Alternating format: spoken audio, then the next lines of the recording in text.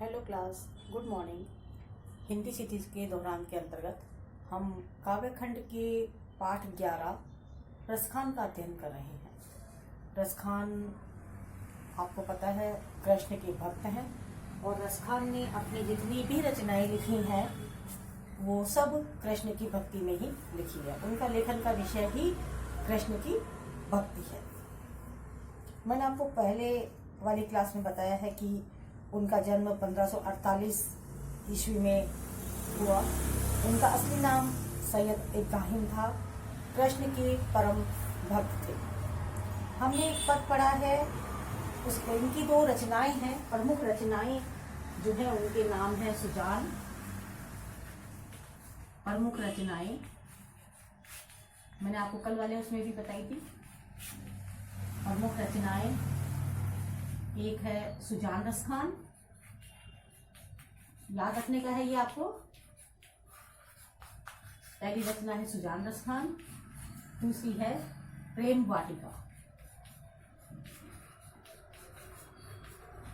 प्रेम वाटिका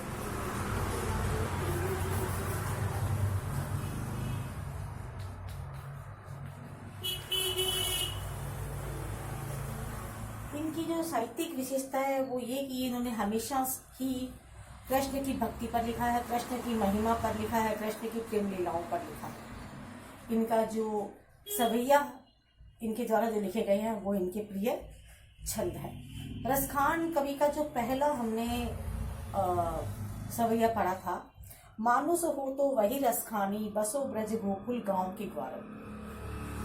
भगवान से वो प्रार्थना कर रही हैं, सवैया में इच्छा व्यक्त कर रहे हैं, कामना व्यक्त कर रहे हैं कि यदि मुझे मनुष्य के रूप में जन्म मिले, मानुष माना मनुष्य, मनुष्य के रूप में जन्म मिलता है तो मैं गोकुल गांव का ग्वाला बनना चाहता हूँ। मुझे कुछ भी रूप में जन्म मिले, मुझे कोई भी शिकायत नहीं है, किसी भी रूप में जन्म मिले, जो भी जन्म मिले मैं वृंदावन से ही जुड़े रहना चाहता हूँ। इस पूरे सवैया में यही उन्होंने बताया। कैसे? यदि मुझे मनुष्य का जन्म मिले तो मैं ब्रज के गोकुल के ग्वालों के साथ में रहूं। ठीक है। दूसरा, जो पशु हो तो पशु अगर बनाना हो, कहाँ पस मेरो चरो चरो नित नंद की धेनु बना रहा। अगर मैं पशु बनना है, मेरा कोई वश नहीं है, पशु बनना अगर बनाना चाहते हो तो भी मैं इतना चाहता हूँ कि नंद बाबा की गायों के बीच में चरने वाला बन जाऊं, पशु बन जाऊं, कोई भी पशु बनूं, नंद बाबा की गायों के साथ में चरने वाला बनूं। यदि मुझे पाहन हो तो वही गिरी को जो कियो हरि छत्र पुरंदर धारण। अगर पत्थर भी बनना है, पत्थर भी बनाना चाहते हो, मुझे कोई आपत्ति नहीं है। पत्थर, मुझे वो पत्थर बना देना जो हरि ने, भगवान कृष्ण ने अपने हाथ के ऊपर छत्र धारण किया था, गोवर्धन पर्वत का पत्थर बना देना। जो खग हो तो बसेरो मेरो, कहा मिली कालिंदी कूल कदम की डरन। अगर खग बनाना है, पक्षी बनाना है, मुझे कोई आपत्ति नहीं है, मेरा वश उस पे भी नहीं है, तो कालिंदी के किनारे जो कदम्ब है उसकी डाल पर रहने वाला पक्षी बना देना। टोटल मिला करके रसखान कवि की इच्छा क्या है, कामना क्या है कि किसी भी रूप में जन्म मिले मैं हर तरह से वृंदावन से जुड़े रहना चाहता हूँ, क्योंकि वो वृंदावन से, कृष्ण से बहुत उनका असीम स्नेह है। ठीक है। अब हम आज दूसरा पद जो पढ़ेंगे उसमें भी यही है। रसखान तो कृष्ण से अलग होना ही नहीं चाहते। दूसरा पद देखिए, आपके पास है, या लकुटी अरी कामरिया पर। लकुटी माना लाठी, ठीक है। कामरिया माना कंबल, जो कृष्ण भगवान हमेशा अपने साथ में रखते थे। कृष्ण की जितनी भी प्रिय वस्तुएं हैं उनको छोड़ने को वो तैयार नहीं है। उधर वृंदावन को छोड़ने को तैयार नहीं है, इधर कृष्ण की कोई भी वस्तु छोड़ने को तैयार नहीं है। या लकुटी अरे कामरिया पर राजतीयों पुरको तजी डारो। कृष्ण की प्रिय वस्तुओं को छोड़ने के लिए रसखान कभी तैयार नहीं है। वे कहते हैं कि मुझे कृष्ण की लाठी और कंबल अगर मिल जाए, कृष्ण की लाठी जिसको वो गाय चराने समय लेके जाते थे, कंबल अपने साथ रखते थे, अगर वो मिल जाए तो मैं तीनों जो लोगों का साम्राज्य है वो छोड़ने के लिए तैयार हूँ। मुझे कोई साम्राज्य कुछ भी नहीं चाहिए, मुझे केवल कृष्ण की लाठी और कंबल मिल जाए। आठों सिद्धि नौ निधि को सुख नंद की गाय चराए बिसरो। दुनिया में 8 सिद्धि और 9 निधि ये हैं, उनका सुख भी अगर मेरे को नंद की गाय चराने का सुख मिल जाए तो मैं उनको भी उनके ऊपर न्यौछावर करता हूँ। रसखान कवि इन अखियन को करी ब्रज के वन बाग कड़ा निहारो। वे कहते हैं कि नंद की गाय को चराने के सुख के आगे तो 8 सिद्धि 9 निधि ये सब मैं वो कर सकता हूँ। और दूसरा, अगर मेरे को अपनी आंखों के आगे ब्रज के बाग, तड़ाग, बाग मैंने उपवन, तड़ाग मैंने तालाब, ये सब अगर आ जाए तो मेरे को और कुछ भी चीज देखने की लालसा नहीं रहेगी। वो दिन कब आएगा? रसखान कभी इन आँखों को कब आएगा? वो जब इन आंखों को ब्रज के बाग और तड़ाग यानी कि वन उपवन कब दिखाई देंगे। कोटि काए कल गीत के धाम करील के कुंजन परवारो।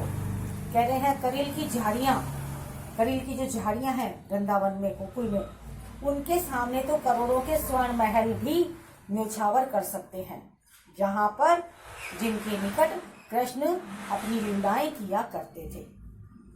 कह रहे हैं, अगर वापस से रिपीट कर देती हूँ, कृष्ण की अगर लाठी मिल जाए, कृष्ण की कंबल मिल जाए तो मैं पूरे राज का सुख, तीनों लोगों का सुख भी छोड़ सकता हूँ। और अगर नंद की गाय चराने को मिल जाए तो मैं 8 सिद्धि और 9 निधि के सुख जो हैं, दुनिया में 8 सिद्धियां हैं और 9 निधियां हैं, उनके मिल जाने से जो लाभ होगा वो भी मैं नंद की गाय को चराने के लिए छोड़ना चाहता हूँ। 8 सिद्धि और 9 निधि को पाने से जो लाभ होगा उससे कहीं ज्यादा मैं नंद की गायों को चराने से लाभ प्राप्त करना चाहता हूँ, वो भी उनके ऊपर न्यौछावर है। रसखान कहीं इन आँखन को, रसखान कवि कहते हैं इन आँखों को ब्रज के वन और उपवन, तड़ाग, तालाब कब निहारने को मिलेंगे। कोटि वहे काल भील के धाम करिल के कुंजन ऊपर वारो। कह रहे हैं कि करिल की जो झाड़ियां हैं, उन करिल की जो झाड़ियां हैं उनके सामने तो करोड़ों के महल भी न्यौछावर कर सकते हैं, जहां पर कृष्ण की लीलाएं देखने को मिलती थी, जहां पर कृष्ण अपनी लीलाएं किया करते थे। इनमें एक तो कृष्ण के प्रति अनन्य प्रेम का चित्रण है। अगर हम इस काव्य सौंदर्य देखें इसका पूरा, तो कृष्ण के प्रति अनन्य प्रेम है। अनुप्रास अलंकार आया है बहुत सारी जगह पे, देखो यहाँ पे नय का अलंकार आया है, यहाँ पर चय का आया है ना, और ब्रज भाषा और सवैया छंद आए हैं। 8 सिद्धियां क्या होती है बेटा? 8 सिद्धियां आपको बता देती हूँ मैं। 8 सिद्धियां होती है अणिमा, महिमा। अणिमा क्या होती है? अणिमा अणु जैसा बन जाना। ये 8 सिद्धियां भगवान के द्वारा दी जाती हैं।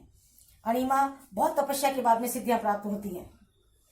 माना जाता है कि योग साधना के द्वारा ईश्वर गुरु की कृपा का साधक बने और 8 सिद्धियां, अलौकिक सिद्धियां अगर मिल जाए तो उससे हमारी आध्यात्मिक शक्ति बढ़ जाती है। ये सिद्धियां कौन कौन सी है? अणिमा अणु जैसा हो जाना, महिमा बड़ा आकार बना लेना, ठीक है, और लाभिमा छोटा आकार बना लेना, गरिमा भार बढ़ा लेना, प्राप्ति कुछ भी प्राप्त कर लेना, प्राकम्य कामनाएं पूरी कर लेना, ईशित्व दूसरों पर प्रभुत्व पा लेना, और वशित्व दूसरों को वश में कर लेना। और 9 निधियां जो बताई हैं वो है 9 निधियों के खजाने होते हैं, 9 प्रकार के खजाने होते हैं। ऐसा विश्वास किया जाता है कि देवताओं के कोषाध्यक्ष जो कुबेर हैं, लक्ष्मी के भी हैं, लक्ष्मी को हम लक्ष्मी देवी मानते हैं ना, लेकिन कुबेर खजाने की रक्षा कौन करता है? कुबेर के पास ये सभी 9 निधियां होती हैं। कौन कौन सी है? कच्छप, कुंद, खर्व, नील, पद्म, मक्कर, महापद्म, महाशंख और मुकुंद, ये 9 निधियां हैं। जिस किसी इंसान को ये मिल जाती हैं उसने जो संसार का सबसे बड़ा सुख पा लिया। और अष्ट सिद्धि 9 निधि के दाता, आपने सुना है ना, ठीक है। तो इस तरह से हमने आपके सामने दोनों पद कर लिए हैं।